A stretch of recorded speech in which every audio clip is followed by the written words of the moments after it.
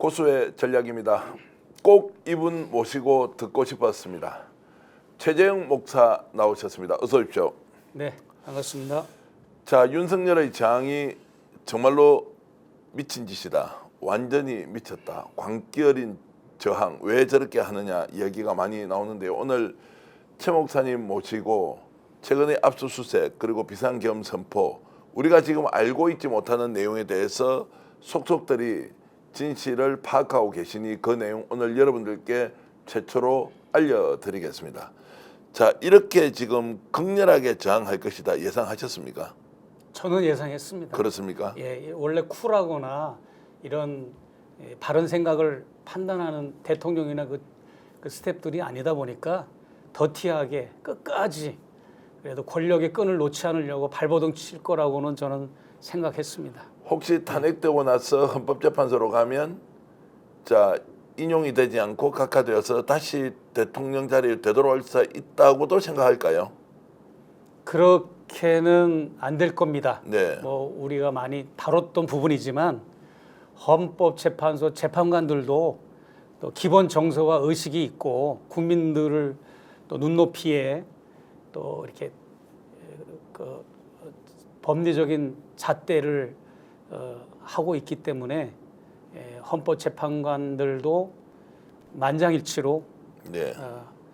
이렇게 인용을 해서 대통령을 파면하지 않을까 저는 그렇게 생각하고, 만약에 파기가 저기 파면이 안 돼서 다시 대통령직이 복귀가 된다면 아마 민중봉기 같은 4.19 시민혁명 같은 일들이 발생하지 않을까. 그런 일은 있어서는 안 되겠지만 민주주의는 피를 먹고 성장하는 것은 맞습니다만 불행하게도 그런 일이 초래될 수 있는 기회가 되는 거니까, 만약에 헌재에서 인용이 안 되는 경우에는 그럴 위험성이 있는 거죠. 네. 자, 최근에 목사님만 이렇게 경험하셨던 내용에 대해서 이제 좀 질문을 드리겠습니다. 비상계엄이 선포되는 날 네, 압수수색을 받았습니다. 그렇습니다. 어떤 내용으로 압수수색을 받았습니까? 말도 안 되는 뭐 서울경찰청 반부패 수사대에서 그동안 제가 고소고발을 당했던 거, 또 저희 변호사도 인지하지 못하는 고발건으로 그렇게 그런 걸 이제 명예훼손 이런 걸 가지고 뭐 이철규 의원 또 용산 측 이런 데서 뭐 고발 사주하고 했던 걸 가지고 압수수색을 나왔는데 거의 뭐 엄청난 경찰 인력들이 왔어요. 네. 물론 서울의 소리도 왔지만 서울의 소리 부근에 제 개인 사무실과 개인 숙소가 있는데 거기를 그냥 갑자기 쳐들어온 겁니다. 그래서 오전 10시 약간 넘은 시간부터 오후 4시까지 오랜 시간 동안 압수수색을 제가 받았고, 그 결과 이제 뭐 노트북, 핸드폰 2대, 뭐 USB 같은 거 다 빼앗겼죠. 빼앗겼는데 뭐 저 같은 사람이 뭐라고 그 엄청난 인력들이 왔겠습니까? 뭐 경찰 버스도 오고 경찰 트럭도 오고 소방차도 오고 소방대원도 출동하고 뭐 그냥 복도에 어마어마한 인력들이 쫙 깔려서 그렇게 했는데 그날 또 저녁에는 김어준 씨에 대한 그런 또 계엄군이 뭐 김어준 씨 자택을 찾아가고 없으니까 또 이제 뉴스공장을 찾아가서 여론조사 서버를 또 이제 체크하는 그런 일이 있었지 않습니까? 그 이전에 무슨 일이 있었는가 하면 조선일보가 TV조선이 저를 음해하는 방송을 제작하려고 네. 3달 전부터 미국에 3명의 기자를 보내가지고 거의 뭐 한 달 동안 체류한 것 같아요. 내가 볼 때는 제가 나온 석사 박사 학위를 받은 학교, 제가 목회하던 교회 교인들, 장로, 그리고 저희 집 다 찾아다니면서 저를 먼지 털듯이 털어가지고 TV조선에서 1시간짜리 특집 방송을, 저를 음해하는 방송을 했어요. 네. 그것도 하필이면 제 생일날, 네. 10월 27일이 제 생일날인데, 그러고 나서 2회 방송은 김어준 씨에 대한 음해 방송을 하더라고요. 저는 1회 방송을 네. 추적자라는 프로를 가지고, 그러면서 제가 이것을 볼 때 조선일보라고 하는 저 부역 언론 매체가 용산이나 국힘당 이런 권력자들과 연대를 하고 서로 측면 지원을 하는 카르텔이 형성돼서 이미 이것이 오래전부터 기획된 이 계엄령이 기획됨에 있어서 하나의 그 시나리오대로 움직이는 그 절차가 아니었나 그렇게 저는 내다보고 제가 뭐 미국 국적자라서 계엄군이 뭐 저를 어떻게 쳐들어오진 않았지만 경찰 인력들이 아무런 법적인 근거가 없습니다. 영장의 당위성이나 압수수색에 대한 당위성은 하나도 성립이 안 되는데 그것을 무조건 그렇게 압수수색을 감행했던 거죠. 네. 자, 우연의 일치가 아니었다라고 이제 보시는 거고 그러면 그날 압수수색 받을 때 지금까지 압수수색을 여러 차례 받았지 않습니까? 가장 많은 인력이 가장 강력한 방식으로 압수수색을 했다 이렇게 볼 수도 있습니까? 그렇습니다. 지금 뭐 제가 제 자택을 먼저 압수수색을 당했는데 제가 자택을 마치고 그 다음에 이제 사무실을 압수수색을 받아야 되잖아요. 제가 압수수색을 받는 동안에 혹시라도 사무실에 내가 제 지인을 보내가지고 물건을 빼돌릴까봐 제 오피스텔 사무실 복도에 인력들이 꽉 찼습니다. 다른 사무실이 굉장히 비즈니스에 영향을 받을 정도로 그렇게 요란을 떨고 그렇게 했는데 거기는 뭐냐면 이제 김건희 여사에 관한 명예훼손, 이철규 의원에 대한 명예훼손 뭐 이런 거 그리고 주사 약과 관련된 부분들 그다음에 김건희 여사가 공천원공을 받았다고 하는 그런 부분들에 대한 거에 대한 그런 내용들을 가지고 이렇게 압수수색을 했고 서울의 소리는 겁만 줬더라고요. 서울의 소리는 크게 압수한 게 없고 그냥 자기들이 원하는 키워드를 만들어 가지고 그 서울의 소리 영상팀 컴퓨터나 주조종실에 가서 키워드를 쳐서 폴더에서 그 키워드에 원하는 그게 나타나면 그거를 외장하드에 담아서 가져간 것뿐인데 저는 아주 통째로 다 가져가 버린 거죠. 자, 이렇게 생각해 볼 수 있지 않습니까? 김어준 총수에 대해서도 했지만 그 전에 서울경찰청을 이렇게 대규모 인력으로 집중적으로 자 압수수색을 했다. 혹시라도 북한과 연계돼 있다. 간첩 아니냐. 이 지금 완전히 미쳐서 돌아가고 있지 않습니까? 뭐 성관이의 서버가 조작이 되었다는 것도 말이 안 되는 이야기인데 그렇습니다. 지금 북한을 추종하고 있다. 민주당도 지금 알고 보면은 종북이 아니고 친북 행위를 해서 국가보안법을 뭐 이런저런 말도 안 되는 정말로 쌍팔년도식 거짓말을 해대고 있는데 혹시라도 이렇게 대규모 인력을 가지고 갔던 것은 결국 그런 혐의가 있다고 확정 편향적으로 가지고 있지 않았겠느냐라는 생각이 드는데 어떠세요? 물론입니다. 그 윤석열 씨의 계엄 포고문 내용에 보면 핵심이 그거 아닙니까? 파렴치한 종북 반국가 세력을 일거에 척결하기 위해서 계엄령을 선포한다고 그랬는데 그 대상 중에 아마 제가 선두에 꼽히지 않을까. 윤석열 씨가 지목한 파렴치한 종북 반국가 세력으로 뭐 저도 그렇고 또 뭐 김어준 총수도 그렇고 또 많은 그런 리스트에 올라온 인물들을 그렇게 분류하지 않았을까 저는 그렇게 추측을 해봅니다. 자, 그렇게 보면 이제 서울경찰청도 이런 흐름과 움직임을 알고 있었고 사전에 압수수색을 통해서 대규모로 이제 일단 자 압수수색 인력을 보냈다라고 하면 서울경찰청도 이런 흐름들을 알고 있었을 거라고 생각을 하는데 처음에 서울경찰청장 나와가지고 했던 말은 비상계엄 전혀 몰랐다 자기는. 근데 지금 이제 말이 바뀌고 이미 비상계엄 전에도 불려가서 안가에서 회의까지 했다는 게 나온단 말입니다. 그렇습니다. 누가 반국가 세력이냐. 자, 이런 질문을 던질 수밖에 없는데요. 그렇습니다.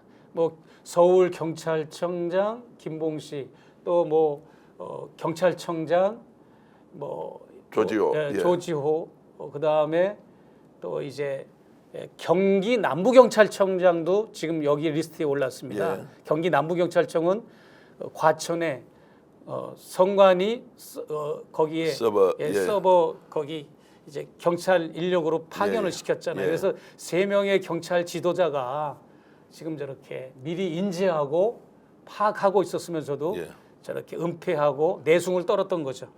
자, 그러면 그 당시에 이제 경찰들이 와서 그런 압수수색을 할 때요. 네. 본인들은 어떤 이야기 합니까? 이게 왜 지금 압수수색을 하느냐? 영장을 보자면 영장을 보셨을 거 아닙니까? 네. 그 내용에는 지금 단순히 아까 김건희 여사에 대한 명예훼손, 프로포폴이다 뭐 이런 정도를 가지고 그렇게 대규모 인력을 보낼 리가 없지 않습니까?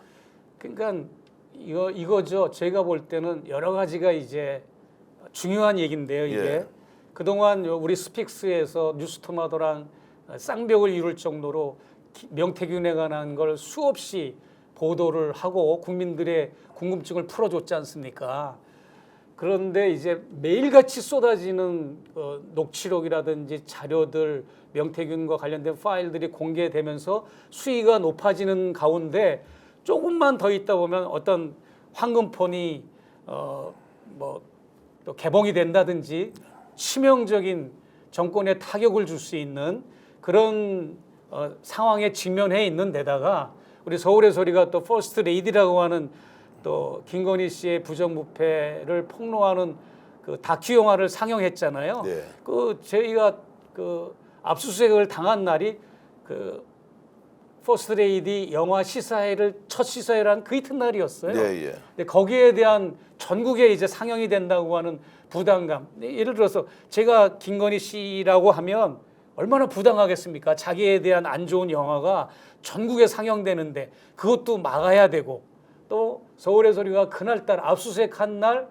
김건희 씨의 이모와 고모라고 하는 특정 보도가 또 있었고 그 외에도 명태균띠 사건이 계속 무르익고 하는 이런 부분을 비롯해 가지고 많은 요인들이 작동돼서 아마 그날을 디데이로 삼아서 이렇게 계엄령을 선포하지 않았을까. 정권의 위기, 그 다음에 또 정광훈 목사 계열과 극우 이런 지도자들 세력들이 주장하는 지난 40 총선이 잘못됐다, 부정선거다, 부정개표다, 부정투표다라고 하는 거를 주장하면서 계속 용산 측에 컴플레인을 해왔거든요. 정광훈 측에서. 근데 정광훈 측이 이실직고 했잖아요. 잘한 거라고 그러고 본인들이 그걸 얘기해가지고 그렇게 실현된 거다라고 주진우 기자가 가서 인터뷰할 때 그렇게 고백을 했는데 무슨 말이냐 하면 그렇다면 중앙선관위의 시스템이 잘못됐고 그 인력들이 지금 좌파들이라서 부정 선거를 쭉 지속적으로 해왔다면 왜 지난 대선에 대해서는 문제를 안 삼잖아요. 지들이 네. 이겼으니까. 예. 총선에서 지니까 총선만 문제 있다고 그러잖아요. 지난 대선에서는 잘했다고 그러고 말이 안 되는 이 선택적인 이런 그런 자기들의 이런 지적은 옳지도 않은 거고 그래서 일단은 제 생각은 그렇습니다.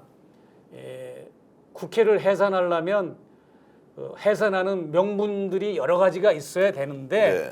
그 중에 하나가 지난 40 총선은 부정선거기 때문에 당연히 국회를 해산하고 국회의원 자격을 상실함에 있어서 이거는 서버를 털어서 이거를 우리가 입증하겠다 조작을 해서라도 그런 의도로 저는 하지 않았을까 그런 것도 여러 가지 이제 매뉴얼 중에 그 하나를 제가 생각해봤어요. 네. 자, 장림무사, 안전뱅이 주술사 네. 실제로 이번에 결행하고 있는 이런 이제 윤석열의 무모한 이제 공격은 배후에 김건희가 있다 이렇게 볼 수밖에 없는 것이죠.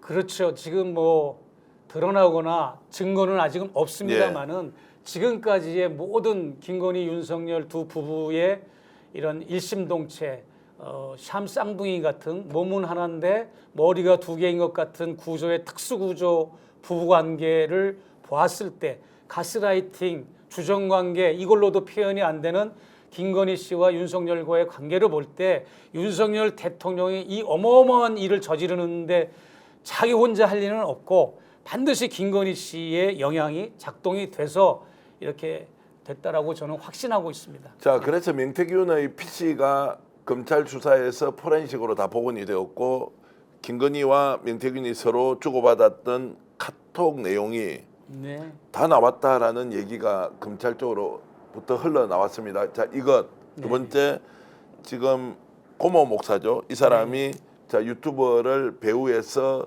조정해가지고 3억 7천만 원을 줬다. 그렇습니다. 퍼스트 레이디에 대한 것도 또 지금 개봉을 앞두고 있다. 이러면서 전방위 공격을 하니 그렇습니다. 자 이때다라고 하면서 이제 윤석열을 내세워서 비상계엄을 선포했다.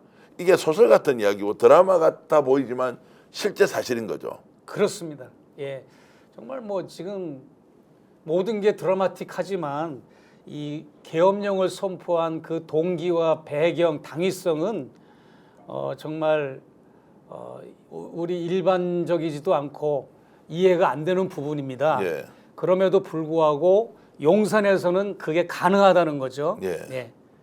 자 그러면 지금 현재 이제 윤석열과 김건희가 어떻게 있느냐? 예. 어제 오늘 계속 저녁에 이제 수천 명, 수만 명의 시민들이 용산으로 몰려가고 있고 폴리스 라인을 아예 만들어서 300m 정도를 네네. 접근을 못하도록 했는데 어제 저녁에 제가 확인을 해보니까 100m밖에 남지 않았다. 뚫고 들어갈 수도 있다라고 하면서 이제 대치 상태가 상당히 지금 오래 갈 것 같은데. 네네. 자 대통령실 용산에 있는 윤석열과 김건희 지금 현재 어떻게 지내고 있다고 봐야 됩니까? 그래도 당당하게 우리는 맞서서 끝까지 싸우겠다 이런 결기가 있습니까? 아니면 굉장히 공포스러워하거나 두려워하는 상태이냐 뭐 이걸 어떻게 보시나요? 두 가지 다라고 봅니다. 하나는 정권에 대한 집착은 그대로 가지고 있으면서 또 한쪽으로는 지금 어떤 귀중품 혹은 뭐 이제 선물 받은 거 아니면 어떤 뭐 공사 수주를 줬는데 이게 밝혀지면 나중에 큰 문책을 당하거나 처벌을 받아야 되는 서류들 이런 거를 정리해서 빼돌리는 작업을 하고 있지 않을까라고 하는 추측을 해봤고 그 비근한 예가 바로 어저께 연합뉴스에서 보도를 했지 않습니까? 이삿짐 트럭이 3대가 들어가고 또 그 이삿짐 트럭에는 뭐 상자 이삿짐을 담을 수 있는 빈 상자가 들어가고 그런 일이 있었고 또 계엄령 선포된 그 며칠 후에는 대형 버스가 이렇게 또 들어갔다 나오고 지금 또 경호처 소속의 대형 버스들이 왔다 갔다 하는 거는 그 안에 뭐가 실렸는지도 모릅니다. 네. 그렇기 때문에 김건희 씨 같은 경우에는 만일의 사태를 대비해서 뭐 망명을 간다거나 피신을 간다거나 도피를 한다거나 아니면 합법적으로 뭐 퇴진이나 탄핵을 당했을 때를 대비해서 관저를 물려줘야 되잖아요. 관저를 나와야 될 걸 대비해 가지고 그런 일을 지금 하고 있는 것처럼 뭔가 저는 그런 촉이 오고요. 네, 실제로 그렇게 할 사람들입니까? 그렇습니다. 예. 당연히 그렇죠. 예전에 이제 지금 그 뭐를 땅 밑에 묻어놨다. 이제 이런 것도 지금 곧 밝혀질 거 아닙니까? 본인들이 관절을 나와야 되지 않습니까? 그렇습니다. 그러면 그런 것들도 이제 하나하나 그럴 여유가 없습니다. 그 사람들이 뭐 관저에 뭘 설치하고 이런 걸 해체하고 그럴 시간은 없고 너무 급한 상황이다 보니까 네. 자기들이 이제 나중에 처벌받지 않을 그런 문서나 이런 여러 가지 이제 뭐 그런 내용물들 귀중한 또 국가 기록물 같은 것도 빼돌리지 않을까 염려가 되고요. 그래서 지금 뜻있는 진보 유튜버들이나 이런 시민단체에서 계속 용산 주변을 돌고 있어요. 네. 제가 아는 네트워크도 그런데 보면은 정문과 정문 앞에 바리케이트가 평소보다 더 200~300m 앞에 나와서 큰 대로까지 나와서 바리케이트를 치고 있지만 오히려 그 주변에 후문 같은 곳은 평소에는 지키고 있는데 지금은 다 철수해가지고 썰렁한 낮에도 밤에도 보초가 없는 그런 또 특이한 상황이 지금 도래하고 있어서 여기에 대해서 지금 궁금증을 많이 자아내고 있거든요. 저분들이 지금 관저에 없고 다른 모처에 있지 않냐 이래가지고 또 몇몇 뜻 있는 유튜버들이 어제 밤샘을 하면서 어느 모처에 가서 이제 그 야간에 두 유튜버가 이제 촬영 카메라를 켜놓고 지켰는데 거기가 어디냐면 삼청동 안가 대통령 안가 네. 있잖아요. 거기를 가 봤는데 불이 굉장히 환하게 켜져 있는 겁니다. 그냥 불이 그냥 안과 밖이 환하게 켜져 있고 대통령실 소속으로 보이는 경호원 남녀 경호원들이 거기 입구부터 이제 들어가지 못하게 포진하고 있는 걸로 봐서 김건희 씨도 거기 분명히 있다라고 확신을 하면서 그래가지고 그들이 밤을 새워서 그 지키고 유튜브로 생방송을 하기도 했거든요. 자, 그러면은 지금 현재 용산에 있는 한남동에 있는 관제에 있지 않고 안전가옥 안가에서 지금 뭔가 몸을 숨기고 있다고도 지금 이제 추정을 하시는 거네요. 그러니까 이제 비근한 예로 예. 하나의 케이스로 안전가옥을 얘기했지만 네. 그거 이상으로 아주 믿을 만한 본인의 지인의 거처라든지 별장이라든지 아니면 최은순 씨와 관련된 어떤 안전한 그런 공간이라든지 이런 것을 또 거처로 찾을 수도 있겠죠. 오히려 이제 안가 같은 데는 불을 환하게 켜놓고 거기에서 사람이 있는 것처럼 일종의 헐리우드 액션을 그렇습니다. 하고 예. 실제로 몸은 어디 있는지 우리가 확인할 수 없도록 지금 움직이고 있다. 네. 그런데 이게 불가능할 것 같지만 질문은 좀 드려보겠습니다. 네. 자, 지금 대통령 전용기가 뭐 시험 비행을 했다. 네. 네. 정말로 도피를 할 가능성, 만약 그 길이 있으면 충분히 하고 남을 사람이다. 그 정도까지는 하지 않을 것이다. 저는 시도할 거라고 봅니다. 시도할 것이다. 예, 왜 그러냐면 그분들은 정확하게 정치가 뭔지 실패한 정권자가 말로가 어떤지에 대해서는 잘 몰라요. 지금 윤석열 씨가 대통령으로서 지금 자기가 무슨 짓을 저질렀는지 계엄령이라고 하는 이 사태를 저질러 놓고 사실 인지를 못하고 있잖아요. 그것처럼 이 도피를 함에 있어서도 우리가 생각지도 못한 계엄령을 우리가 생각이나 했습니까? 도피하는 경로도 우리가 생각을 벗어난 의외의 방법으로 하리라고 저는 보고 이번에 그 서울공항에서 대통령 전용기가 그거는 맞습니다. 정기 점검을 한 거는 맞는데 정기 점검을 왜 꼭 그날 하느냐라고 이제 의문을 제기하는 분들도 있는데 그날 정기적으로 하는 날이라고 쳐도 그게 청남대까지 갔다 왔다는 거 아니고 뭐 강릉도 뭐 갔다 오고 뭐 이제 여러 가지 확인된 사실들이 있는데 그거는 제가 볼 때는 경호처라든지 대통령실의 아주 최측근 요원들의 지시를 받은 그 해당되는 그 1호기 관계자들이 모종의 미션을 받아서 미리 준비를 하지 않았을까. 또 일본으로 도망가는 거는 쉽잖아요. 일본으로 서울공항에서 일본 이륙해 가서 뜨면 뭐 30분도 안 걸리는데요. 뭐. 네. 그 내일 탄핵이 되고 나면 아마 이런 부분도 공익 제보 형식이 되든 아니면은 진실을 폭로하는 방식이 되든 취재를 통해서 나오든 뭐가 더 터져 나올 것이다라는 것은 저는 확신을 하고 있습니다. 수없이 많은 미스테리 같은 일이 계속 벌어지고 있습니다. 안가에서 어떤 일을 했으며 안가에서 술을 마셨다는 것도 정말로 내부 제보를 통해서 바깥으로 나오고 그리고 전용기가 왔다 갔다 했는데 그것은 정말로 아무 이유 없이 그런 것인지 또 지금 용달차가 왜 몇 대 들어갔다 나왔다 하고 있는지 버스가 왜 들어갔다 나왔다 하고 있는지 뭐 실제로 알고 싶지만 아무도 설명을 해주지 않기 때문에 의심에 의심을 거듭하고 있지만 이런 것들이 반드시 이제 밝혀진다라고 생각하고 여러분들 지금 저희들이 제기하는 이 문제가 얼토당토하지 않다는 것이 아니라 그 내용은 확인하기 전까지 우리는 의심을 계속 가져야 한다는 정도로 말씀을 드리고요. 자, 윤석열은 그러면 지금까지 김건희의 말에 의하면 본인은 영부인의 상을 가지고 태어났고 그래서 본인의 배우자가 대통령이 되었으면 자 말로는 이렇게 되지 않는다. 추수를 하는 무당이든 아니면은 뭐 누구든 간에 다 대통령 기간 끝까지 유지한다라고 했던 것이 아닌 걸로 지금 드러나지 않습니까? 그렇습니다. 나는 그 조금 이제 넓은 얘기인데 그 대통령 취임식 여의도 의사당에서 하는 날 그날 저도 거기 있었거든요. 네. 취임식에도 초청을 받았고 뭐 신라호텔 국빈만찬도 초청을 받았지 않습니까? 이게는 지금도 목회자지만 이게 미스테리입니다. 갑자기 취임식 연설을 듣는 도중에 사람들이 웅성웅성하는 거예요.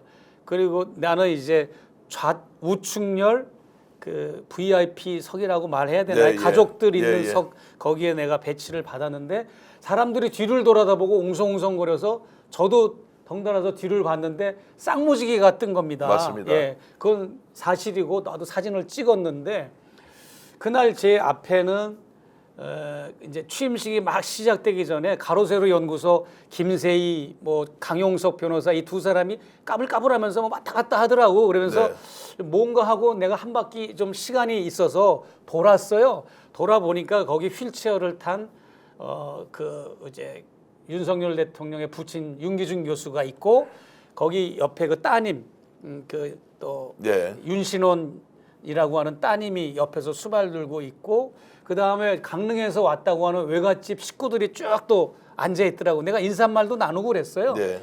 그리고 이제 이렇게 보니까 그 도이치모터스 사장 부인 권오수의 부인도 앉아 있고 아들도 앉아 있었고 거기 명태균도 앉아 있었고 호랑나비를 부르는 가수 김웅도 앉아 있고 내가 그 뒤에 앉았습니다. 예, 예. 그랬는데 제가 왜 이 말을 하는가 하면 그 명태균의 얘기가 그런 답변을 줬다고 그러죠. 왜 쌍무지개가 떴습니까? 했더니 이 나라에 임금이 2명이다. 네. 대통령이 2명이다라고 하는 그런 해몽을 그런 저 해석을 해줬다고 그러잖아요.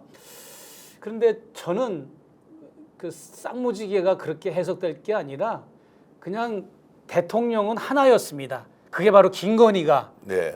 김건희가 남편의 그런 권력을 본인이 집중화하고 다 본인에게 사유화해서 본인의 것으로 권력을 휘두른 거지 그냥 말만 형식적으로만 배우자일 뿐이지 영부인인 거지 거의 다 김건희 씨가 이 대한민국이라고 하는 국가를 공황 관제탑처럼 컨트롤을 했다라고 저는 350명의 대통령실 직원, 정부 부처, 당 이런 걸 다 장악을 하고 수렴 청정을 해서 본인이 다 영향력을 미치고 작동을 해서 대한민국을 이끌어 왔고 윤석열 대통령은 그냥 사인 머신 그냥 결제하는 기계로 이렇게 앞세웠다라고 보아집니다. 그리고 녹취록 중에 7시간 녹취록 중에 다 공개되지 않은 부분이 있습니다. 네. 그중에 충격적인 얘기 내가 몇 번 반복은 했지만 네. 요거는 잘 얘기 안 한 것 같아요.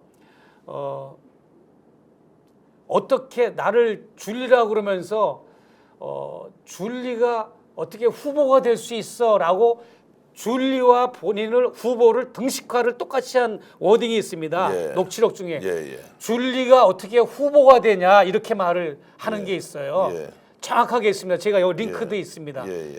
줄리가 어떻게 후보가 되냐. 그러니까 줄리가 후보자의 아내가 아니라 네. 줄리가 후보인 거예요. 예. 그리고 이명수가 누나 인터뷰 한번 하러 갈게요 그랬더니 나는 후보잖아. 나는 후보니까 인터뷰하지 말고 그 대신 우리 오빠를 인터뷰해라고 하는 말도 있어요. 본인이 후보인 거예요. 네. 그리고 저하고 또 이렇게 1차 접견, 2차 접견 할 때 내가 대통령 자리에 올라가 보니까 국민의 심정을 알겠다. 이런 걸 볼 때 본인은 그냥 언어 습관이 그런 게 아니라 본인이 진짜 대통령으로 인지를 하고 있고 권력자로 알고 있는 겁니다. 네, 자, 사실은. 처음에 이제 그런 얘기 들었을 때 우리는 이해할 수 없다. 에이, 그래도 우리가 잘못 알아들었지. 실제로 그럴 수가 그때는 있나? 반신반의했잖아요. 반신반의 제가 했죠. 폭로할 때만 해도. 조금 전에 말씀하신 거 다시 기억을 더듬어서 보면 결국 김건희가 주도하면서 지금 윤석열이 움직이고 있는 것도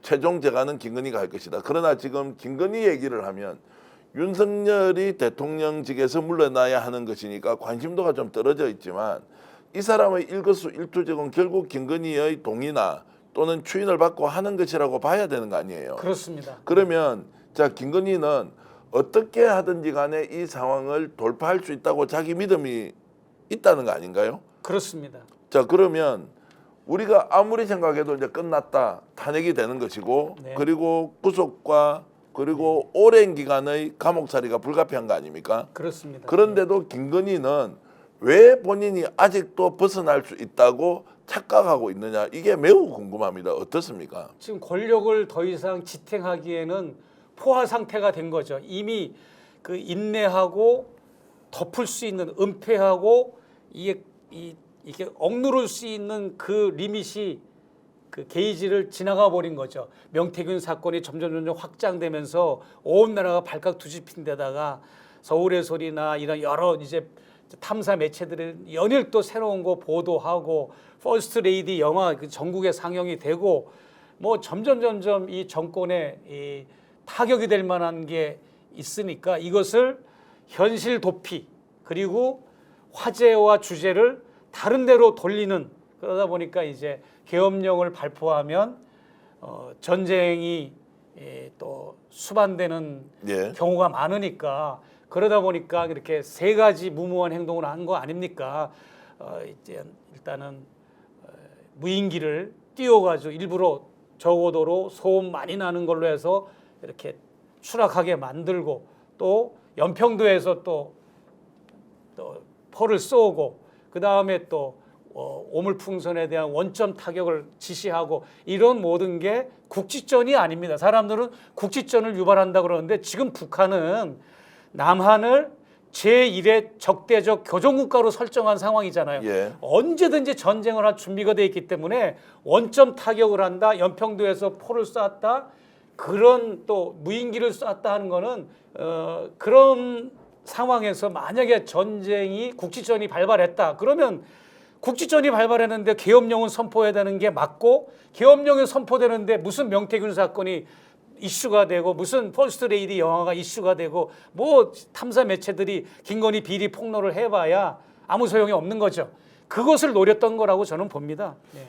자, 그게 이제 참 실패했기 때문에 천만다행이지만 저는 이제 북한으로 무인기를 보내서 전쟁을 유발하는 행위를 했다는 것이 아무리 궁지에 몰려 있다고 하더라도 네네. 대한민국이 전쟁이 터지는 순간 어떻게 됩니까? 일단 인명이 살상이 될 거고 두 번째는 국제 신인도 경제 다 폭망하는 게 뻔한데 이 김건희와 윤석열 이 두 사람의 권력 유지를 위해서 전쟁을 유발한다 이런 정도가 대한민국 국민 누가 상상할 수 있느냐라는 것이 저는 또 다른 미스테리 중에 하나입니다. 예. 김용현의 머리에는 국지전을 유발해서 예. 전쟁을 일으키고 그게 권력 유지에 훨씬 더 좋은 수단이다라고 생각할 정도의 인물입니까? 미치광이가 아니고 이게 어쨌든 대한민국 국민이고 육사 출신 아니에요. 삼성 장군 출신에 국방장관이 전쟁을 유발한다, 유도한다 이게 말이 되냐고요. 그 사람은 정상적인 군인이라고 볼 수가 없고 제가 아는 어느 지인이 그분이 이제 그 윤석열 캠프에 합류하기 전에 교류가 있던 분의 증언을 들었어요. 직접 들었습니다. 그것도 한 번도 아니고 그분이 이제 어떤 평소에 국방 계획서라고 하는 우리나라의 국방 비전에 대해서 용수철이 달린 그 파일을 만들어 놓은 게 있는데 이거를 빌려달라고 요청을 하더랍니다. 김영현 씨가 그래서 빌려줬는데 이걸 가지고 윤석열 캠프에서 브리핑을 한 거예요. 그러면서 이제 처음에는 경호처장이 되려고 하는 게 아니었고 국방 쪽으로 본인이 이제 앞으로 그걸 노렸던 거죠. 네. 윤석열 캠프에서. 그러고 이분이 뭐 히틀러의 나의 투쟁이라고 하는 책을 애독서로 예전에 그 자주 읽었다고 그러잖아요. 그 히틀러가 그 독일을 통치하는 이런 총리를 하면서도 똑같아요. 거기서 자기를 대적하는 정적들을 가두고 체포하는 그런 얘기가 나의 투쟁에 나오지 않습니까? 그러니까는 뭔가 비뚤어진 인성과 비뚤어진 가치관, 국가관 그리고 이 사람이 이렇게 캠프에 뛰어들어서 뭔가 자기가 삼성 장군에서 그치고 사성 장군이 되지 못하고 그 장군으로서의 꽃을 피우지 못한 걸 뭔가 권력지향적으로 해보고자 하는 욕심과 탐욕과 권력에 대한 야망이 너무 지나치다 보니까 자기의 죽음까지도 멸망의 길로 파멸의 길로 이끌었을 뿐만 아니라 본인도 파멸의 길로 파국의 길로 치달은 거라고 저는 보아집니다. 그러니까 혼자 망하고 말 일이지 대한민국을 이렇게 전쟁까지 유발하면서 비상계엄에 앞잡이 노릇을 하고 지금도 본인이 무엇을 책임져야 하는지 잘 모르고 선거 부정 때문에 했다고 하는 회개망측한 이야기를 계속하고 있는 자 알고 보니 윤석열 라인이 아니고 김건희 라인이었다. 김용현은 김건희 라인이었다. 더듬고 앞으로 돌아가 보니 용산 대통령실 이전도 김용현이 예, 예. 김건희의 지시를 받고 다 한 것이다. 예, 이런 걸 예. 지금 하나하나 드러나게 되면 탄핵이 끝이 아니라 탄핵 이후에 밝혀질 여러 가지 숨은 진실들이 더 충격적일 것이다라는 것은 저는 확정적으로 여러분들께 말씀을 드리고요. 자, 지금까지 정말로 몇 년입니까? 지금 2년 넘게 2년 6개월 넘었습니다. 한 달이 다 최 돼가- 목사님께서 이제 네. 무자격자다, 무책임하다, 우리가 생각하는 것보다 훨씬 더 주술적이다. 네. 뭔가 이게 잘못돼 가고 있다라고 할 때는 목사님 한 분이 너무 특이한 이야기를 하셨는데 저거 다 믿을 수 있느냐라고 의심하는 사람이 더 많았는데 그때 당시는 다 반신반의하고 믿지 못하고 근데 그랬죠. 목사님이 했던 그런 발언보다 더 심각할 정도로 내용이 드러나고 있는 걸 보면서 목사님이 정말로 나라를 위해서 큰 일을 하셨다 이 생각을 지금 하고 있는데 어떻습니까? 지금 다시 되돌이켜 보면 그때는 이런저런 의심도 많이 받고 또 북한과 너무 밀접해서 뭔가 간첩 활동을 하는 거 아니냐 이런 이제 말도 안 되는 공격까지 했지 않습니까? 그렇습니다. 되돌아보면 어떤 심정이신지요? 정말 지금도 제가 종북 프레임에 씌워져 가지고 굉장히 보수 기독교인들과 보수 이런 세력들한테 공격을 당하고 악플 그다음에 이제 길거리에서 만나도 저를 아주 뭐 빨갱이처럼 취급하는 그런 시민들도 있습니다. 개 중에는. 근데 이게 뭐냐면 김건희 씨가 용산에 자기 그 직속 보좌관들이 있잖아요. 무슨 수석들도 있고 네. 김대남 사건에서 중요한 대목 하나가 있었지 않습니까? 이명수하고 녹취록 중에 그거 다 내가 고발한 거, 고발 내가 사주한 거야 그러잖아요. 예. 그러니까 뭐냐면 이 김건희 씨는 제가 이 디올백을 터뜨리면서 자기를 공경에 처하게 했다고 해가지고 최 목사가 이상한 목사, 빨갱이, 좌파, 종북이 돼야만이 국민들이나 자기를 지지하는 사람들한테 김 여사가 그래서 억울했겠구나, 저런 사람한테 당했구나 이런 걸 노리기 위해서 저를 계속 지금도 억압하고 핍박하고 있는 거죠. 끊임없습니다. 내가 볼 때는 저를 제가 지금 어떤 또 혹독한 탄압을 받고 있는가 하면 저는 여기 가수 유승준 아시지 않습니까? 네. 가수 유승준이 한국에 오고 싶어 하는 그 신분이 F4 비자를 받아서 거소증을 발급받고 싶어 하는 겁니다. 네. 공식적으로 그렇게 나와 있어요. 그러면은 여기서 가수 활동도 하면서 세금도 내고 체류할 수가 있는 거거든요. 제가 똑같이 F4 비자를 받아서 그동안 오랫동안 영주권 시절부터 지금까지 합법적으로 플라스틱 카드, 주민등록증 같은 카드가 있습니다. 재외국민 그 카드라고 그랬는데 이 사건이 발생하고 나서 제 그 업데이트 되는 날이 유효기간이 돼서 2주 전에 가서 신청을 하니까 연장을 안 해주는 겁니다. 업데이트를 안 해주는 거예요. 그러다 보니까 출입국관리소에서 저를 그러니까는 잘 들어보세요. 이 말씀 더 들어보시고 네. 저를 내년 1월까지 출국 금지를 시켜놨어요. 예. 그리고 2월 달에도 또 재판이 있기 때문에 계속 한 달 간격으로 연기를 하거든요. 예. 출국 금지를 한 달 간격으로 연장을 하고 있어요. 그러면은 여기서는 합법적으로 체류를 하게 해줘야 되잖아요. 예. 나가지 못하게 해줬으니까 예. 여기서는 합법적인 승인을 안 해주는 겁니다. 그러다 보니까 저는 국제 미아처럼 불법 체류자처럼 돼 있는 거예요. 그러다 보니까 저는 어떤 불이익을 당하는가 하면 건강보험이 혜택이 중단이 돼가지고 자부담이 된 거예요. 그동안 합법적인 체류 신분이 됐을 때는 그냥 병원에 가고 약국에 가면 저도 여기 내국민처럼 대한민국 국민들처럼 그런 혜택을 받아왔어요. 나도 보험료를 굉장히 많이 냈어요. 네. 18만 원씩 내고 그랬는데 그게 중단되니까 너무너무 이 병원비가 많이 드는 거예요. 그리고 제가 지금 너무너무 이 사법 리스크가 많고 고소고발을 많이 당하고 재판을 받고 이러다 보니까 제 눈에 오른쪽 눈이 시력을 잃어가고 있고요. 오른쪽 어금니가 흔들흔들하다 빠져버렸어요. 우리가 그냥 이빨이 어금니가 빠지는 경우는 없잖아요. 네. 근데 어금니가 흔들흔들하더니 쑥 빠져버린 거예요. 그래가지고 제가 고려대학교 부근의 치과에서 임플란트 시술을 작업을 지금 하고 있고 오른쪽 눈도 시력을 잃어가면서 이제 비문증이 이제 심화되면서 나뭇가지가 보이면서 안압이 세면서 지금 치료를 받아야 되는데 너무 병원비가 많이 나오는 겁니다. 그러니까 뭐냐면 최재형 목사라고 하는 개인은 멘탈이 강해요. 그러나 의식 속의 최재형 목사는 정신력이 강하지만 무의식 속의 최재형 목사의 육체는 스트레스를 받다 보니까 건강을 잃어가는 거예요. 그런 상황에 너무나 야비하고 비굴하고 파렴치하게 저를 탄압을 하는 겁니다. 네. 계속 이렇게 압수수색하고 재판하고 새롭게 고소고발하고 조선일보가 또 사주를 해가지고 저를 또 고발했다고 또 경찰청에서 또 연락이 왔어요. 그러니까 계속 이렇게 저를 혹독하게 이 정권이 저를 탄압하고 있는 중에 있습니다 지금. 자, 그러면 네. 조금 나누어서 제가 이제 좀 질문을 네. 드리겠습니다. 지금 일단 건강 문제가 굉장히 안 좋은데 예. 이 방송을 보시는 분 중에서 최재형 목사의 뭐 예를 들어서 눈 그리고 지금 뭐 저 치아. 이빨, 예, 예. 이빨 이런 쪽으로 좀 도와주실 분들은 저희들한테 댓글 좀 남겨주시면 이분들한테 좀 지원을 받으면 되지 않습니까? 어떻습니까? 아이 그럼 감사하죠. 근데 예. 저는 이제 그 채널은 있습니다. 최재형 목사 예. TV에 들어가시면 예.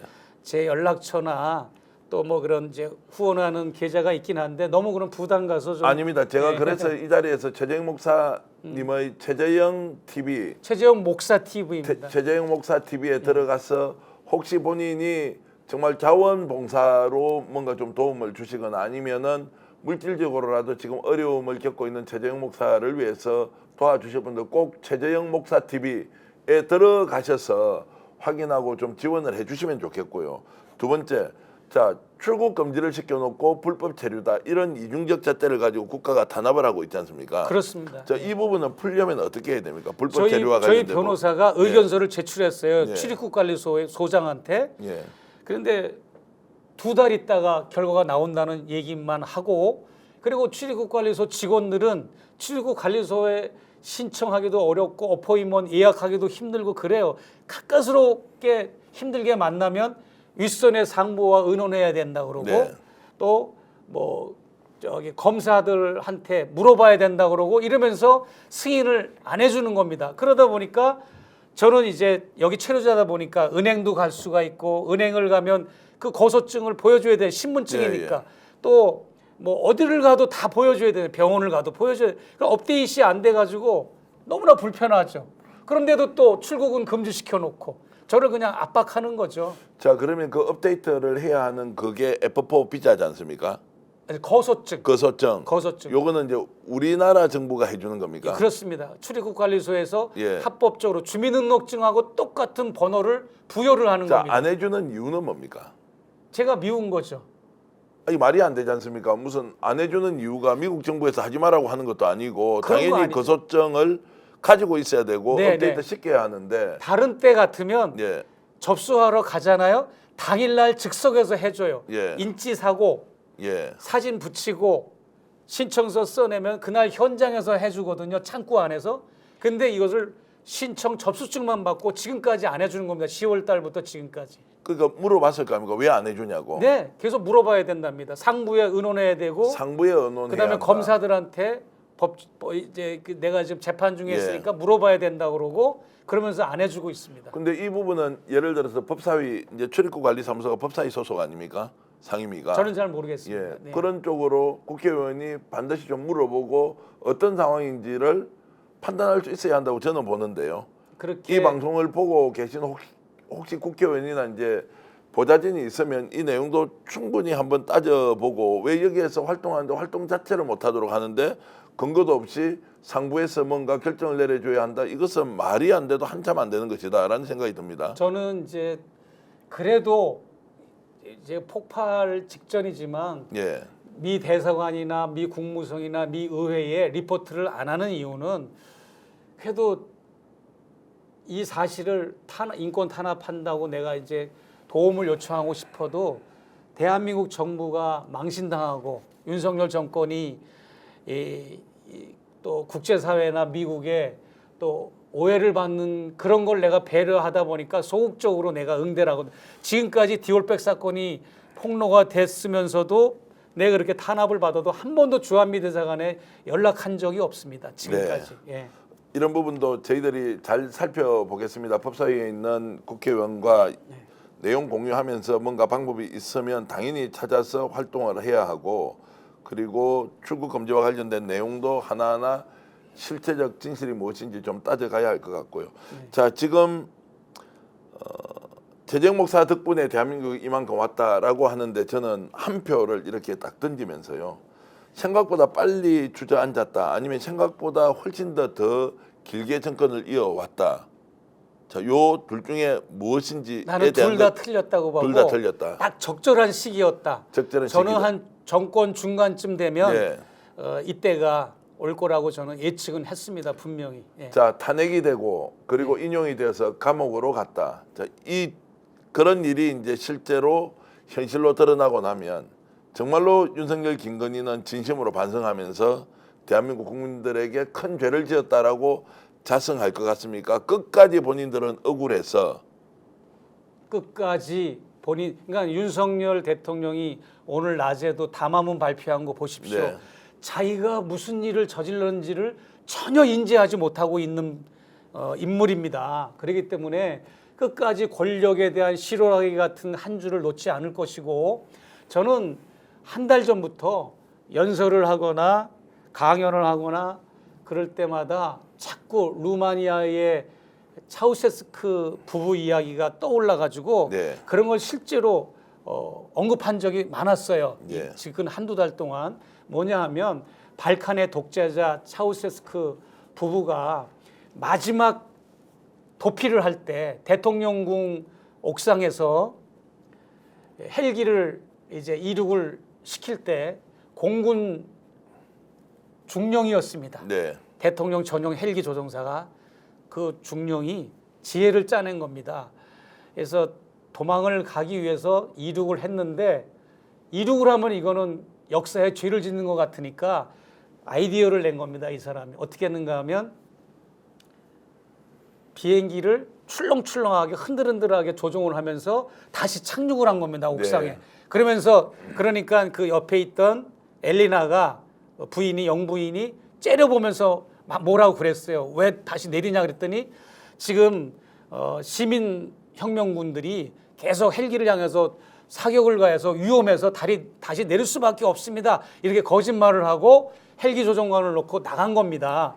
그런 일이 있었고, 그 앞전에 무슨 일이 있었는가 하면 국방부 장관한테 차우세스크가 시민혁명군들한테 발포라는 명령을 내리는데 그걸 거부해가지고 그냥 총살을 당해 죽여버렸습니다. 국방부 장관을. 네. 그리고 그 이튿날 시체를 놓고 각 방송, 신문사, 언론들한테는 자살해 죽었다고 발표를 했어요. 국방부 장관이. 근데 그 국방부 장관은 양심적으로 그 부당한 명령을, 대통령의 명령을 거부를 했던 거죠. 네. 제가 말씀드리고 싶은 거는, 지금 윤석열 대통령 부부 휘하에 있는 최측근 이런 공권력들, 350명의 대통령실 직원들, 그다음에 군인, 경찰, 현장 공무원들, 당과 관련된 당직자들 다 연관이 다 있을 겁니다. 그러나 이런 내부 고발자라고 하기보다도 어떤 게 역사를 위해서 큰 그림을 놓고 우리 민족의 미래를 놓고 봤을 때, 또 우리 자녀 후손들을 놓고 봤을 때 어떤 게 현명한 선택인지 여러분이 깊이 고민하셔가지고, 저는 가장 근본적이고 희생되지 않는 방법으로 윤석열 대통령이 하야 성명을 하는 것을 저는 원합니다. 네. 처음부터 나는, 이 디올백 초기부터 나는 이 윤석열 정권은 수권 능력이 안 된다, 자정 능력이 없다, 하야를 하는 게 좋겠다라고 나는 외쳐왔던 사람입니다. 그렇기 때문에 이번에도 이렇게 망신당하면서 탄핵으로 이런 종지부를 찢지 말고 멋지게 우리가 하야를 하게 된다면 그래도 박수갈채를 받을 수 있고, 우리가 파출소나 경찰서에 범인들이 가서 그 신고를 하면, 자수를 하면 그래도 거기에 어떤 그 배려하는 베네핏이 있지 않습니까? 그런 거를 놓고 봤을 때 윤석열 대통령이 정말 사심을 다 내려놓고 욕심을 내려놓고 권력에 대한 야망을 내려놓고 멋진 하야 성명서를 좀 작성해가지고 그래도 쫓겨나고 내려오는 대통령이지만 역사에 남을 만한 명언을 남길 수 있는 그러한 대통령의 하야 성명서를 했으면 좋겠고 그 하야 성명서를 제가 초안이라도 잡아주고 싶은 심정입니다. 망신당하지 않고 그래도 위신과 프라이드가 설 수 있는 정도의 그런 하야 성명서를 쓰고 내려오면 어떨까 저는 그렇게 권유하고 싶어요. 네. 자, 오늘 이 자리에서 저는 최재형 목사와 인터뷰를 하면서 우리가 최재형 목사님을 다시 한 번 더 생각해야 한다. 2년 반 전에 이 문제를 처음 제기했을 때 우리가 어떻게 받아들였으며 진행됐던 과정에서 본인은 얼마나 많은 탄압과 억압을 받아왔는지 그러면서도 몸을 상하고 건강을 잃으면서도 끝까지 정신적으로 버티면서 지금 실제적 진실을 밝혀온 분이다. 이제 최재형 목사에 대한 평가도 다시 해야 될 시기라고 생각합니다. 여러분들께 제가 감히 부탁 말씀을 좀 드리겠습니다. 지금 이 프로그램을 기획하면서는 최재형 목사님 도와주자 이런 내용이 없었습니다만 중간에 지금 건강 상태가 굉장히 좋지 않다는 말씀을 듣고는 저희들이 이 방송 나가는 댓글창 위에 최재형 목사 TV에서 후원금 계좌를 받는 계좌번호를 공개하겠습니다. 거기에 여러분들의 정성이 조금 모일 수 있으면 저와 여러분들이 함께 최 목사님이 여기서 활동하는 데 도움이 좀 될 수 있도록 꼭 지원을 좀 해 주십사 하는 말씀 드리겠습니다.